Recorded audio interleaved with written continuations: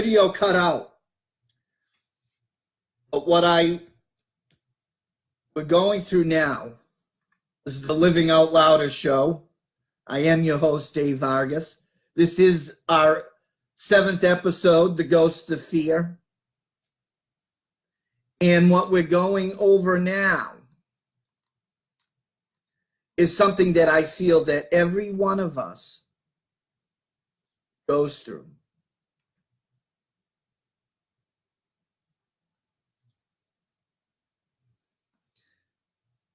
I'm resharing this now. Something every one of us goes through, and that is fear.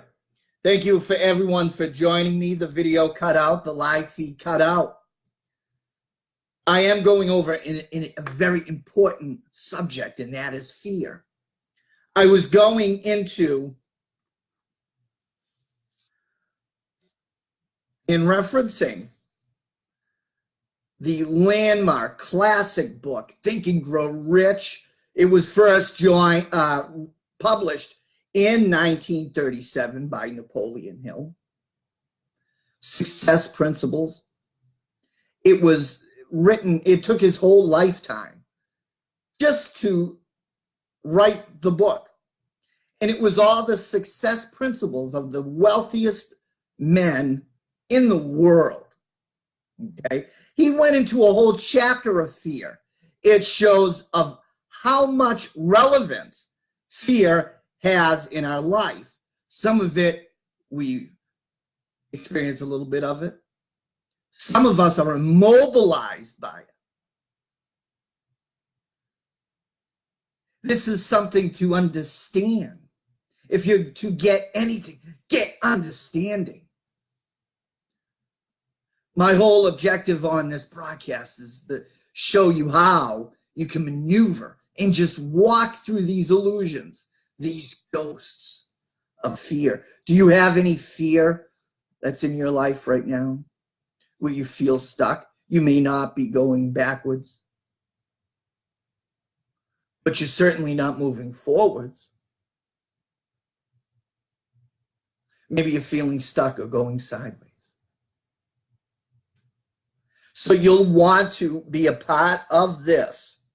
You're going to want to watch the whole thing. In fact, later on, you're going to want to keep replaying it.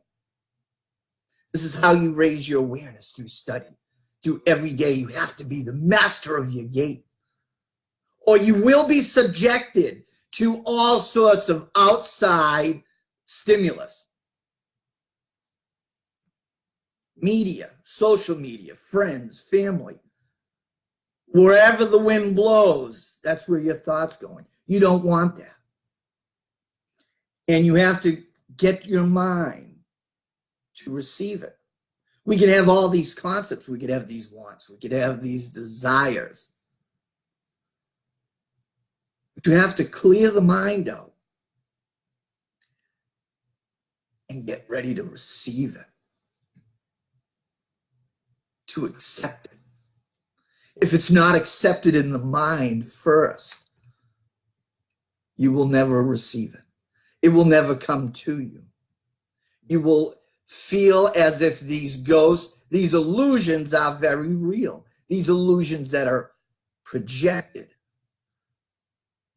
from your ego mind. And your ego mind is the false sense of who you are. The false identity, the fake you, if you will.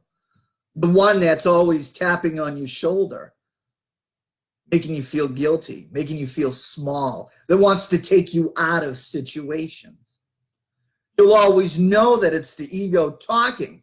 It won't be in a different voice. It's not going to have, the voice, your higher being is talking in Carrie Underwood, while the dark, insidious ego is talking.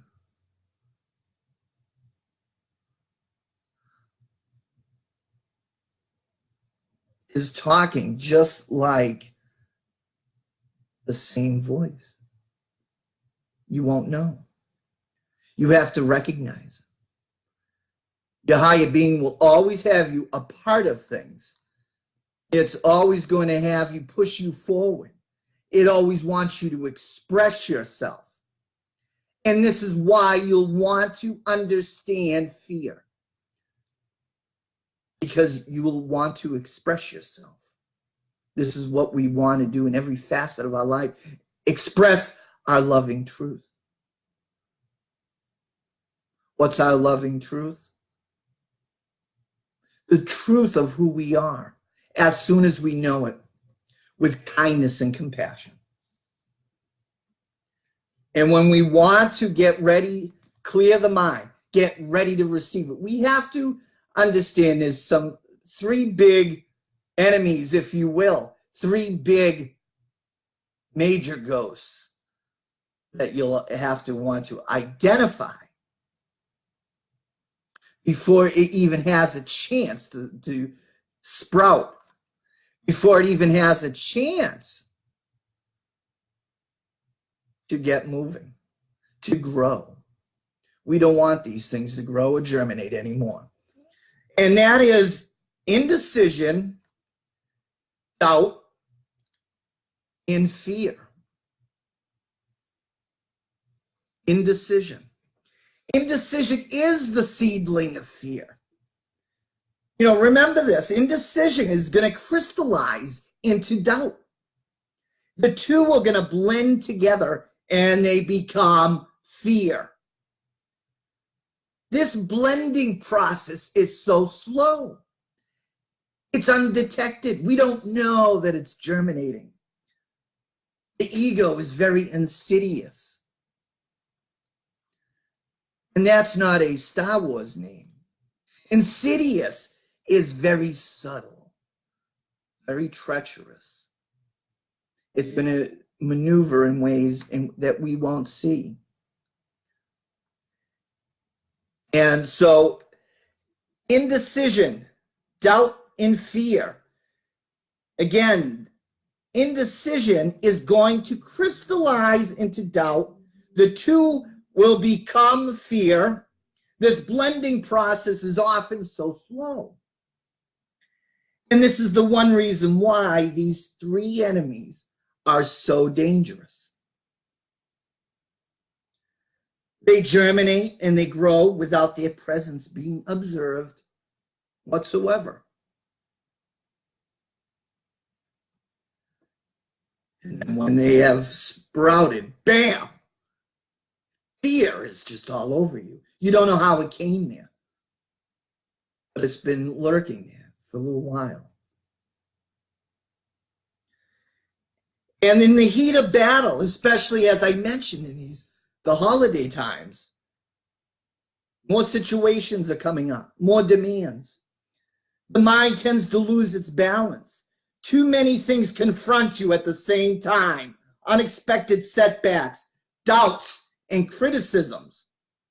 And if you're not in the driver's seat, if you're not at the gate, these fears are going to overcome you.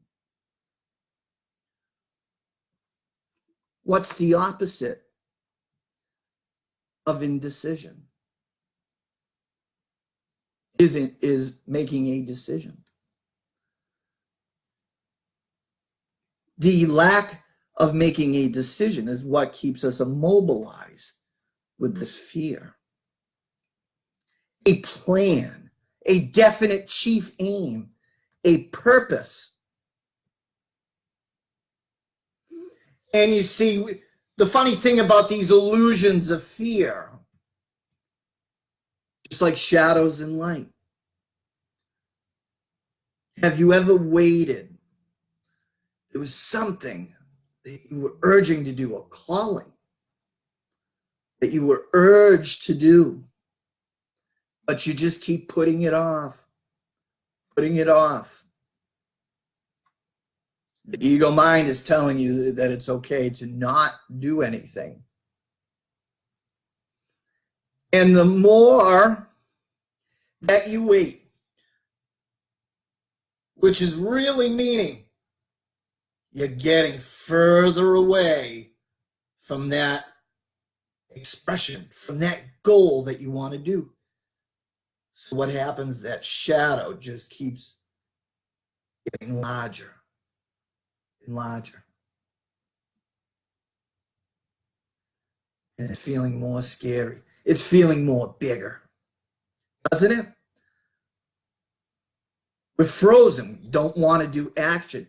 Yet that's the thing to do, is making a decision to face the thing that you fear. Inspired action. When you're getting closer to the goal, the inspired action that you're doing, you're moving forward. The shadow gets smaller.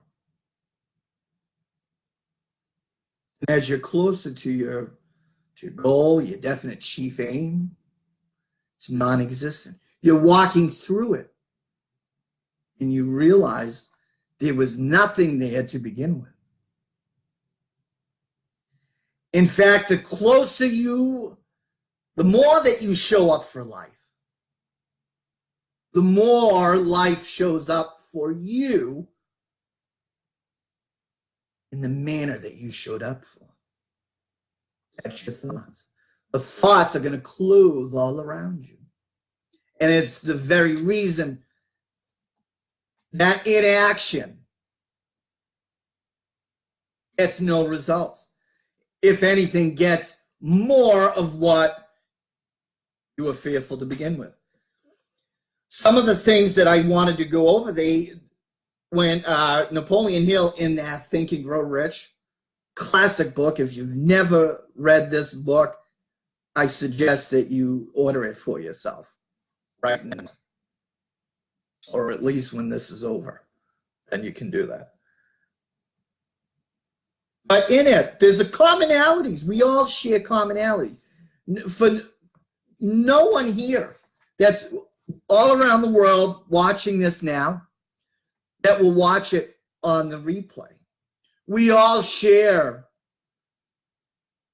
in the same hopes, dreams, fears. They may vary from degree to degree, but we all have commonalities. And in those fears, Napoleon Hill put them down to 6 major fears that everybody goes through. I'm going to read them off to you. And they're going to be in the order of the most fearsome. And that's fear of poverty, the fear of criticism, the fear of ill health, the fear of the loss of love or of someone, the fear of old age, and the fear of death. Does any of those fears affect you? Are any of those fears dominant in your life right now? Then you'll really want to watch the rest of this program. And make it a commitment right now that you're not going to let fear dictate your life anymore. That your life will not be led by the ego-based, fear-based thought system anymore. The false sense of who you are. The false identity. This isn't you. Who you are is eternal. That higher being in you, that spirit, that soul, that higher being is eternal. An infinite being with such infinite possibilities. God gave us so much talent and ability, so much higher mental faculties, these beautiful laws that bring such peace, harmony, and peace in nature and everything around us. Our thanks is to develop those abilities as much as possible in this lifetime. We have more than we could ever know what to do with. And yet we're stuck, frozen.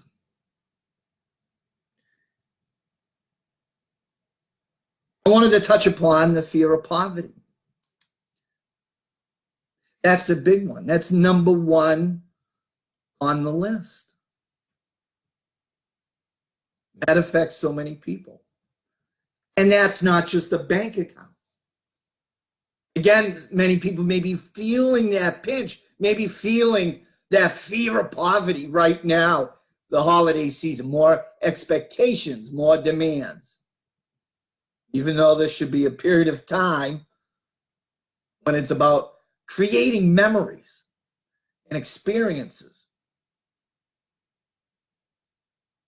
It's about materialism.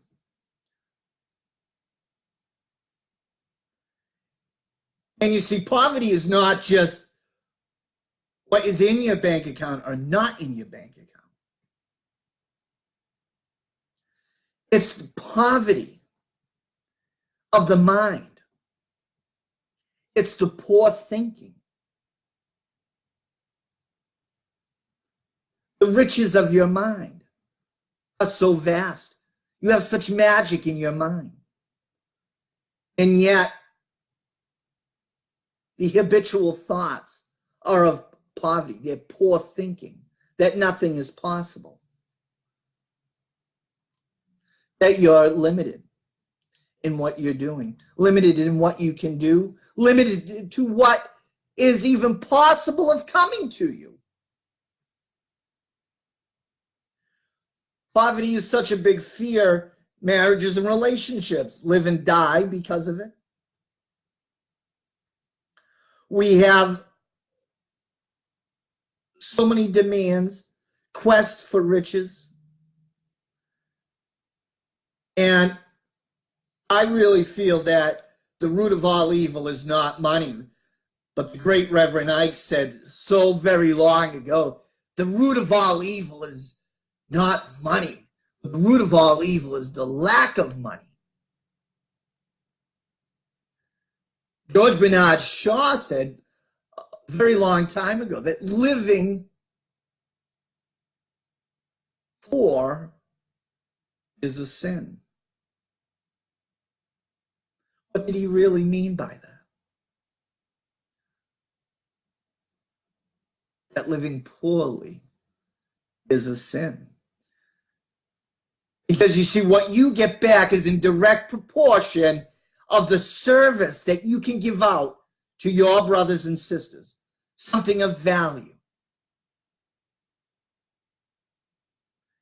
And that means that that's a reflection of what you're putting out. Can you be of more service? Can you be of more service to your brothers and sisters? Is there something more inside of you that others already are telling you, that are coming to you for of value, but that you're not giving that out? That's a reflection. That's a reflection of that. It's a fear not to give that out. We want to combat that. We don't want to be living with a poverty consciousness, poverty thinking. If you remain in poor thinking, a poverty consciousness, you can be sure that all around you will start clothing itself. Your environment is going to reflect what is up here. It happens every time. For instance, have you ever thought of a friend, a very close friend? You may not have been talking to them for a very long time, but you've been thinking about them for quite a few days. And all of a sudden, they message you, they call you out of the blue. And you just think this is crazy. You write this off, that you think that this is just funny, just a coincidence. But it's always happening. We don't realize that. That's spirit. We're all expressions of the same thing. So that's also when you have the feeling, your intuition is telling you that you're thinking of someone. You can be sure that it's because they're thinking of you. It's the other side. And to follow that forward. Get in touch with the person because they're doing the same thing. They're thinking of you. But it goes back to everything starts in non-physical. Everything that's around you, everything that we're enjoying first starts as the thought.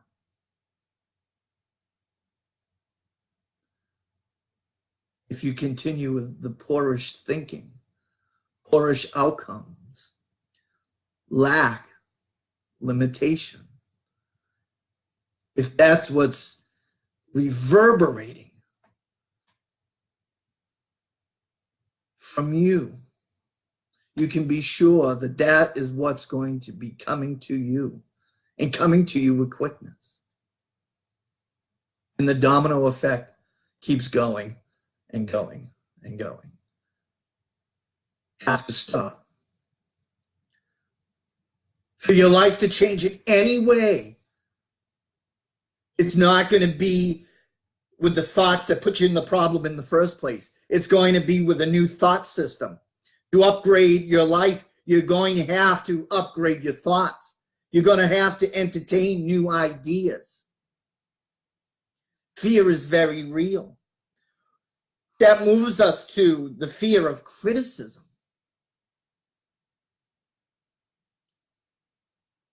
In fear of what others may say, that when we're now finally able to step forward, we don't do so because we're afraid of the criticism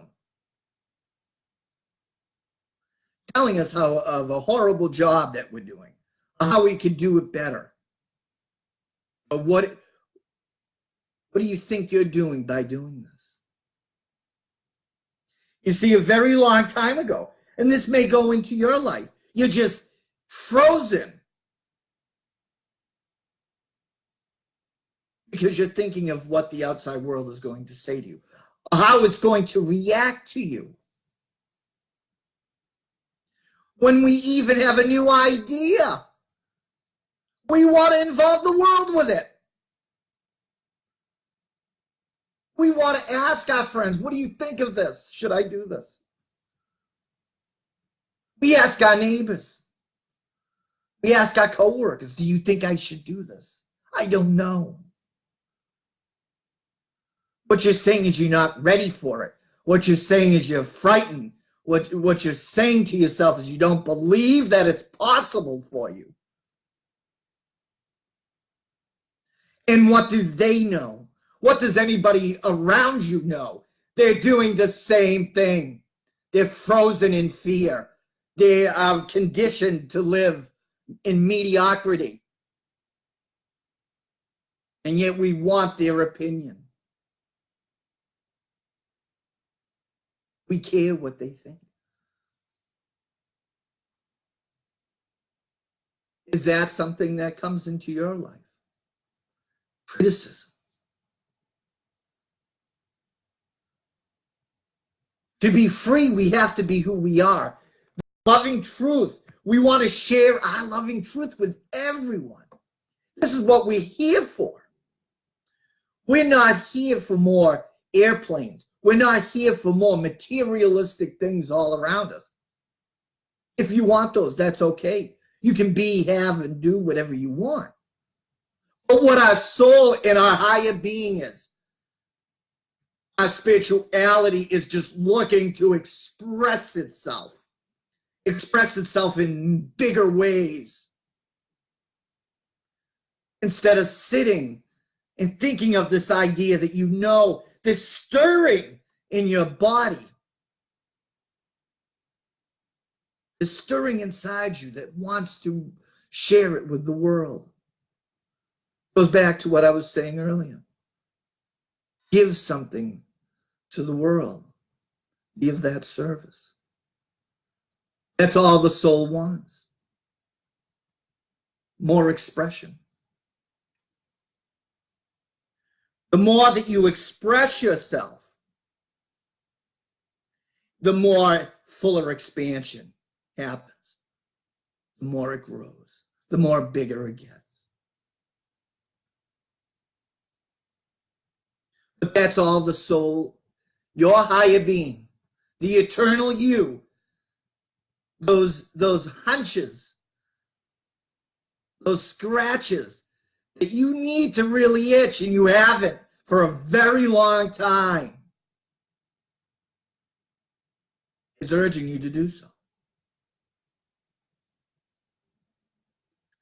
Fear of criticism can be crippling.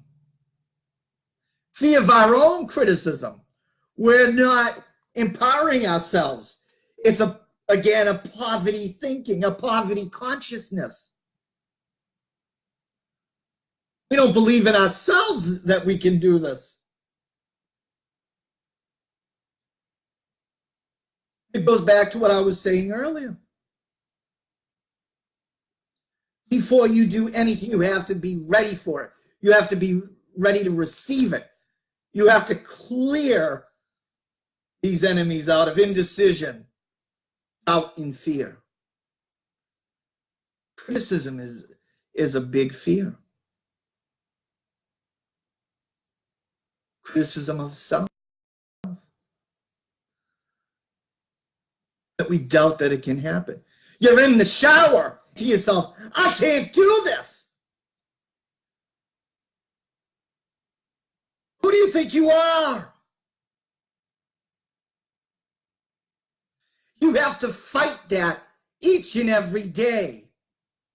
Why? These sacred time for yourself. You have to be the master of the gate. You have to do everything that you can do to think in spirit, think of yourself, think with your higher being. Lead with love. Lead with your higher being's thought system. Leading through the truth of love. This is a spiritual muscle that has to be done every day. If you lead things to chance, that's when the seedlings of fear come in. Indecision. No action. Nothing's getting done. Turns into doubt. And then here's the full-fledged fear. No plan. No action. No inspired action. These things should inspire you. And I want to add that it doesn't matter. It doesn't mean that moving forward through this imaginary barrier that seems impenetrable. Excuse me. This barrier that seems impenetrable. This big mountain that seems looming large in front of you. It seems like there's no way. It seems it's too big. It doesn't mean the people that do that have no fear. They act despite the fear. They walk through that illusion. They walk through that ghost with courage. And everyone that does go through that that's the definition of courage. Acting in despite of fear. They still have it. But they made up their mind that they're going to live their loving truth. They're going to go forth. They want to share their loving truth of who they are with the rest of the world. You feel bad because you're not expressing yourself. You're feeling bad because you're not sharing the truth of who you are with kindness and compassion as soon as you know it. You're feeling bad because you're stuck. You're feeling bad because you know you should do this. Your higher being and your ego is wrestling.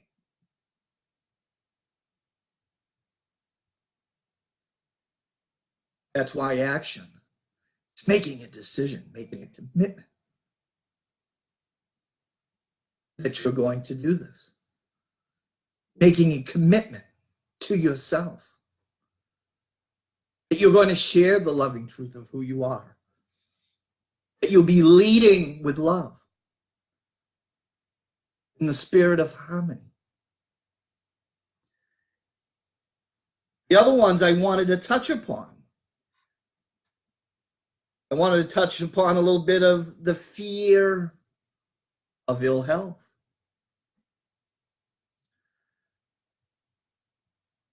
Ill health.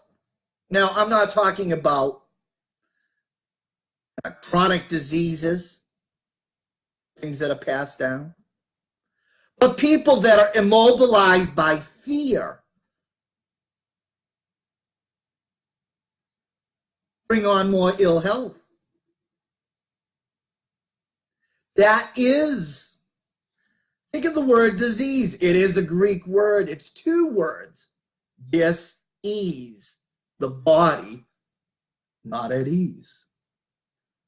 The body is in a vibration of negativity, very low, dense vibrations. Chronic thoughts can lead to chronic problems in the body. This is why some cancers and things sprout up in the body, because the body is out of alignment. The body is in a negative vibration continually around the clock. Worried about even more illness and disease. It just keeps spiraling. Look around you, the people that you know. The people that you know. Do you know people all around you that could seem what you may seem as one of the most negative people around you? They're the most sick. The people that have a poverty consciousness, a poverty mentality. The ones that keep speaking of illness, of poverty. Bring more of it. And if you look all around you now, whether it's at work, family members, people that you feel that are very positive, have a prosperity mindset, prosperity consciousness, that you feel good every time you even think of them. You feel good even thinking of them, their name, when they come into the room, you're just uplifted. Same thing. The other side of the coin, it's a much higher vibration that their body is in. It's in harmony. It's not at ease. It is in ease. Relaxation is part of creativity. When you're the open channel, when you're at ease, all the chakras are open and you can receive. Be the clear channel that you are meant to be.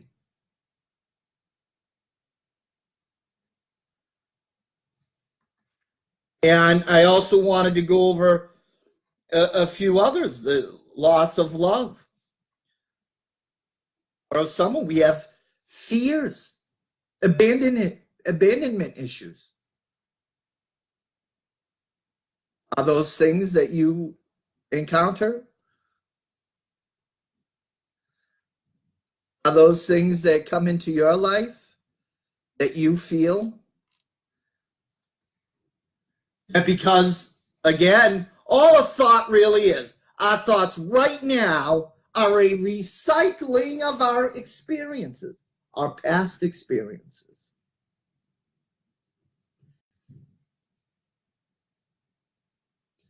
And we've attached old past experiences, and we've attached that as our identity of who we are, the story of who we are. And it's a false story, but we've attached them. And we think that, you know, we lose someone or someone moves on, that we will be devastated, that love went away. That's a big fear to some people, because they've yet to identify with the self-love, identify with self, to identify with the wholeness of who they really are. And we're on a quest of looking all around us to fill that hole, fill that need. And when we have someone's adoration, we feel that we're being filled with something that we yearn for, filled with something that we don't have. And if it goes away, it means the opposite. It means that we're not worthy. We're not worthy of the love. There's something wrong with us. There's nothing wrong with you. And you're an infinite being with infinite potential, infinite intelligence is always on your side. That's another word for God, the universe, the super consciousness, the divine intelligence made you perfect, made you whole, made you from love. You lack nothing. You lack absolutely nothing. You had everything that you ever needed before you were born. It was that we learned fear here. You see children as the perfect examples of the be carefree. They're giving demonstrations of love all over the place. They're being playful. As soon as they have an idea that they want to express, they want to do it right then and there. Can we do it? Can we do it now? We say, no, wait, we want to delay them. We want to condition them into indecision. We learn fear here. We've been conned, folks. The media, the people that are passing down these conditioned, limiting beliefs to you. Be like the child again. Cast it off. Decide that you are going to express yourself. The closer that you get to your goal, the closer that you get to that burning desire that is in you, the more that it comes closer to you, the more that you will see it in its physical equivalent in your life. This is going to require you to move into a prosperity consciousness. And that's what we should be, especially in these holiday times. The ghosts of fear. These are illusions. All fear is illusions. Not one of them are real. Every time that you have the guts the will, which is another higher mental faculty that you have been gifted with, that you inherited with. No one has more of anything than you. You were made perfectly. No one is more creative, more talented, has more of anything that you have. It's just others had the will, the commitment, the decision that they're going to act. They took inspired action, that they were going to develop it. Will you develop it? Will you walk through the ghosts of fear?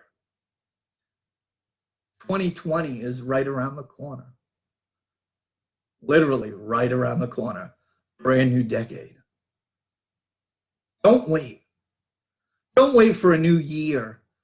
Don't let the ego talk you into waiting and not pulling the trigger. Express yourself. Stand in your loving truth of who you are. There is nothing better. And it's not about the goal. It's about the person that you become. Because you went through that barrier. You walked through the ghost. You walked through it.